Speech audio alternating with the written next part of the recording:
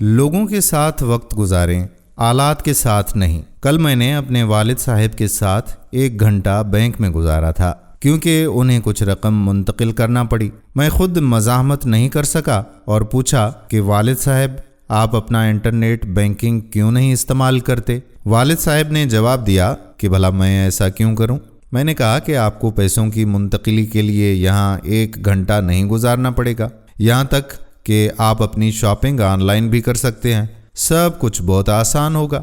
میں اپنے والد صاحب کو نیٹ بینکنگ کی دنیا میں متعارف کرانے کے بارے میں بہت پرجوش تھا۔ انہوں نے پوچھا کہ اگر میں کروں تو مجھے گھر سے نکلنا نہیں پڑے گا؟ میں نے کہا ہاں۔ میں نے انہیں بتایا کہ یہاں تک کہ کھانے پینے کی چیزیں بھی اب گھر پر کس طرح سے پہنچائی جا سکتی ہیں اور آن لائن ویب سائٹس کس طرح سے سب کچھ فراہم کرتا ہے۔ ان کے جواب نے مجھے زبان سے باندھ دیا۔ انہوں نے کہا کہ بیٹا جب آج اس بینک میں داخل ہوا تو میں نے اپنے 4 دوستوں سے ملاقات کی۔ میں نے عملے سے کچھ دیر گفتگو کی جو اب مجھے اچھی طرح سے جانتے ہیں۔ میں تنہا ہوں، یہ وہ کمپنی ہے جس کی مجھے ضرورت ہے۔ مجھے تیار ہو کر بینک آنا پسند ہے، میرے پاس کافی وقت ہے۔ یہ وہ جسمانی لمس ہے جو مجھے پسند ہے۔ 2 سال پہلے جب میں بیمار ہوا تو اس اسٹور کا مالک جس سے میں پھل خریدا کرتا ہوں مجھے دیکھنے آیا اور میرے پلنگ کے پاس بیٹھ گیا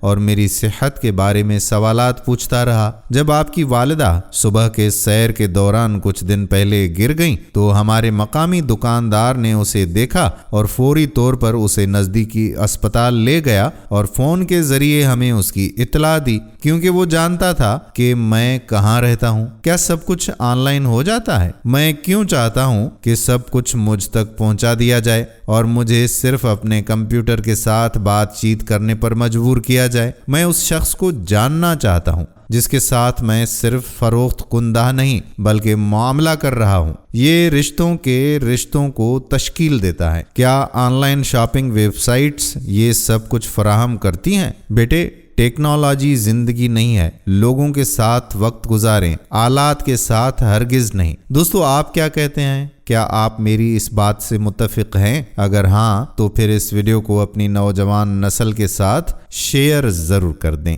آنے والی ویڈیو تک اپنے میزبان قادر بخش کلہوڑو کو اجازت دیجیے۔ اللہ حافظ۔